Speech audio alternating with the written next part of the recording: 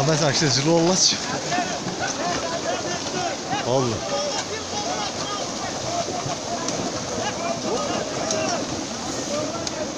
Maşına o. Maşına o. Baştan saydı. Da götürgüla.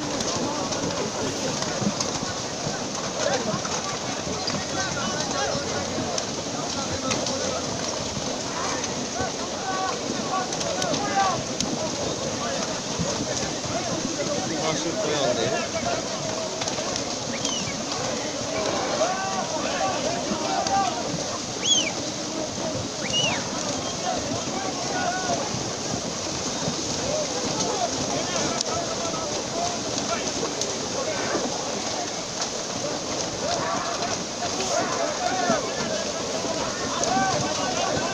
Ya Çınlaz.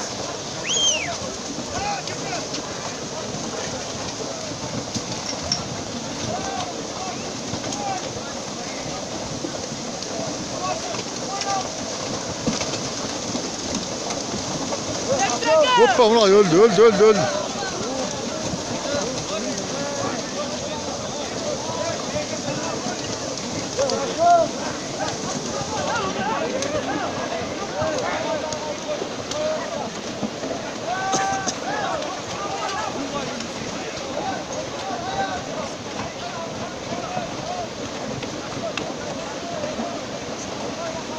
Ya oğlum ne oldu?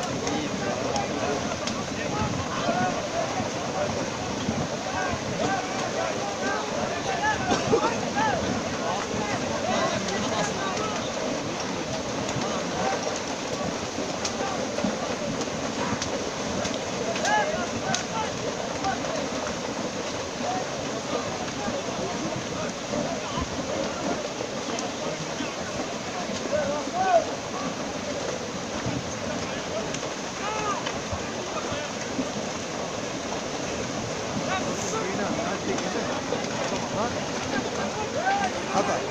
Ah. Bugün Ceylan hadi lekin.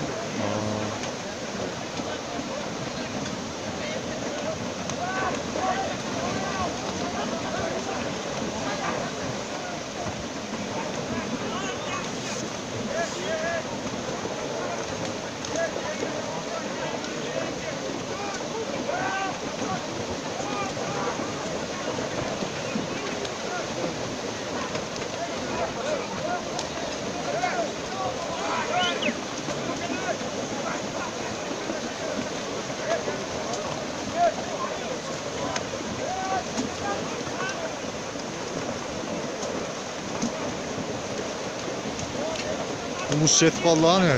Yekiçe götürüp durat burada. Bugün iki degen şu ya. Bugün de yekki olsa olur.